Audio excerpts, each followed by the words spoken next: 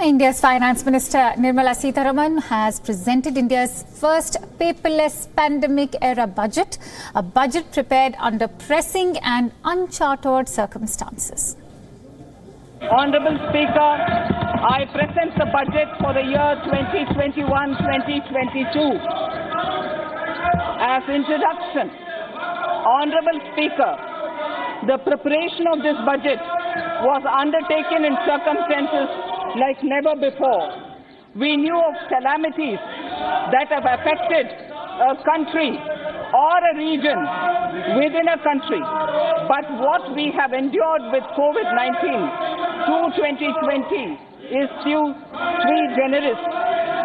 When I presented the budget 2020-2021, we could not have imagined that the global economy, already in throes of a slowdown, would be pushed into an unprecedented contraction. We could not have also imagined then that our people, as those in other countries, would have to endure the loss of near and dear ones and suffer hardships brought about due to a health crisis. As expected, there was a huge emphasis on health and welfare. The health budget outlay was increased by 137% to rupees 2.83 lakh crores. This includes around 35,000 crores for India's COVID vaccine drive. The finance minister has said that at least 2 or more India-made vaccines are in the pipeline. The pneumococcal vaccine, a made-in-India product, is presently limited to only 5 states. It will be rolled out across the country. This will avert more than 50,000 child deaths annually. Honourable Speaker, I have provided 35,000 crores of rupees for COVID-19 vaccines in this year 21-22.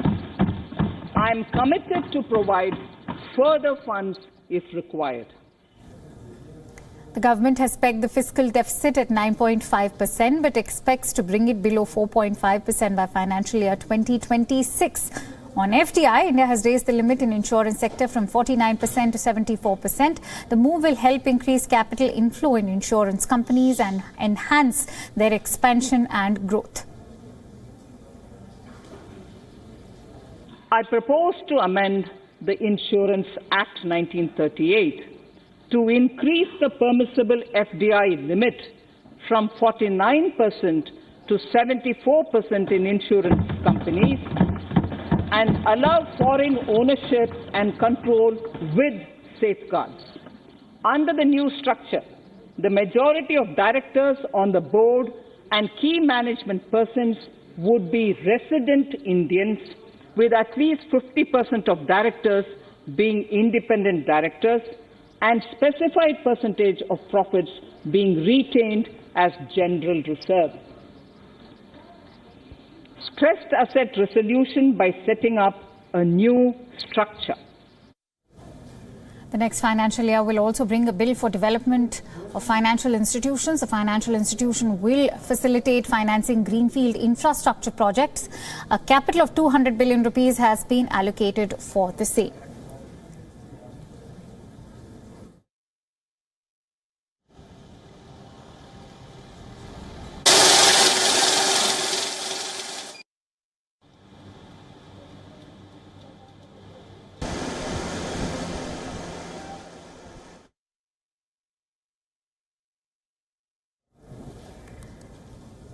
Let's quickly get in a sense of perspective on what the union budget means for the common man, and for that I'm joined in by a former senior journalist at the BBC, Andrew Whitehead. He's joining us live from London.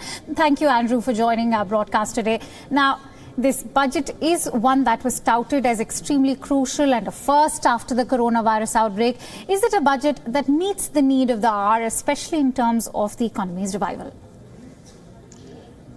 I have doubts about that. It's a rather featureless budget. Indeed, I'd say that one of the features of Nirmala Sitharaman's budgets has been that they don't have, in news terms, an obvious top line. There's no big idea behind it. There's a boost of public spending, but compared to, say, what we've seen here in Britain, where the fiscal deficit is forecast to reach as high as 17% of GDP. The boost to public spending in India is much, much less. And I have some doubts about that approach. Andrew, since you mentioned the deficit, experts are also questioning the gigantic budget deficit. Was this kind of deficit expected? And the FM has already assured that it will be contained at 6.8% by next year. Is that a realistic figure? Well, realistic budget forecasts are never entirely realistic. They're, after all, political statements. But, I mean, given that the need to spend to ensure that the economy is as resilient as possible to the vaccine, and given the shortfall in government revenues because of the pandemic, I would be tempted to say there's a strong case for a higher fiscal deficit. As I say, in Britain, a right-of-centre government is allowing for a much higher fiscal deficit to allow for spending, to protect jobs and to provide income support. Andrew, how much time do you think the economy would take to return on the path of fiscal consolidation? Do we have enough reform policies now to get there? Well, I think this is going to be, we're talking about a V-shaped recovery in India. But right. Even if that happens, it means that over 2 years, GDP growth will be about 3%. That is fairly puny. But India is in a much better position than many economies because of the fundamental strength that it has. And because, of course, the pandemic has not been quite as devastating in economic or personal terms in India, and indeed in many Asian countries, as it has been in Western Europe and North America.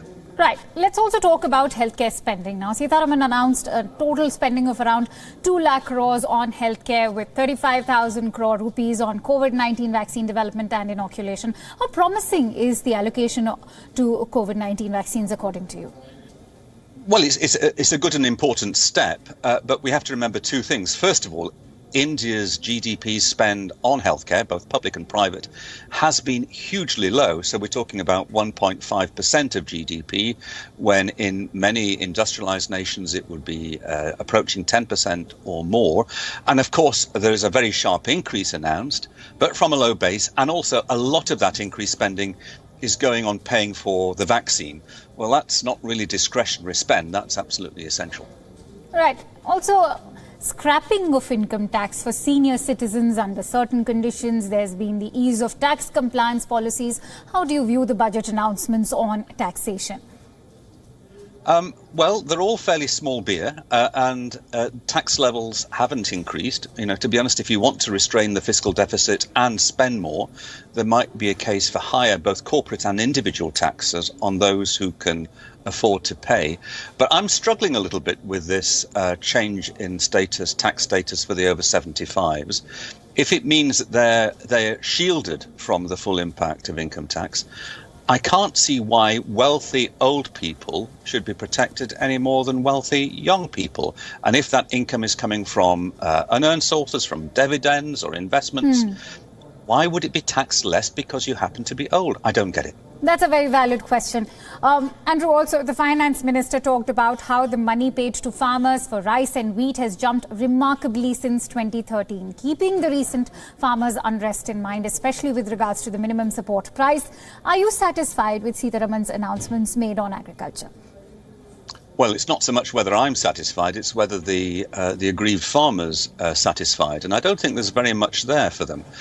Fair bit of rhetoric, but it is rhetoric. The increase in agriculture infrastructure spending may be of some significance. But I must say, I thought there would be something in this budget which directly sought to redress the grievances of the farmers, and I don't really see that.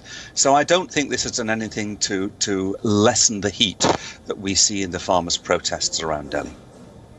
But, the government also talked about not doing away with the minimum support price. So don't you think that in itself is an assurance to the farmers in India?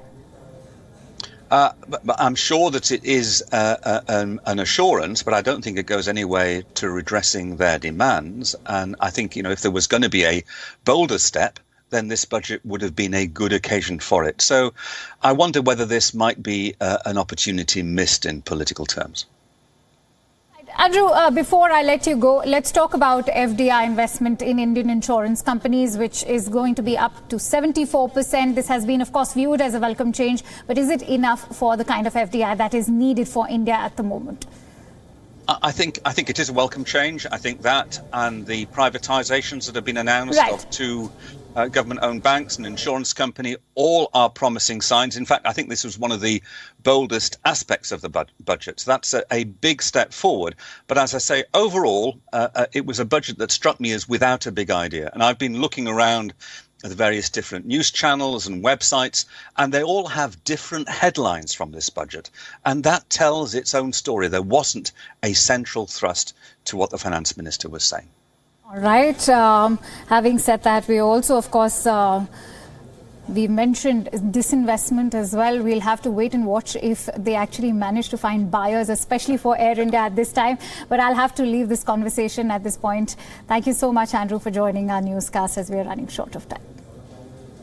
WION is now available in your country. Download the app now. Get all the news on the move.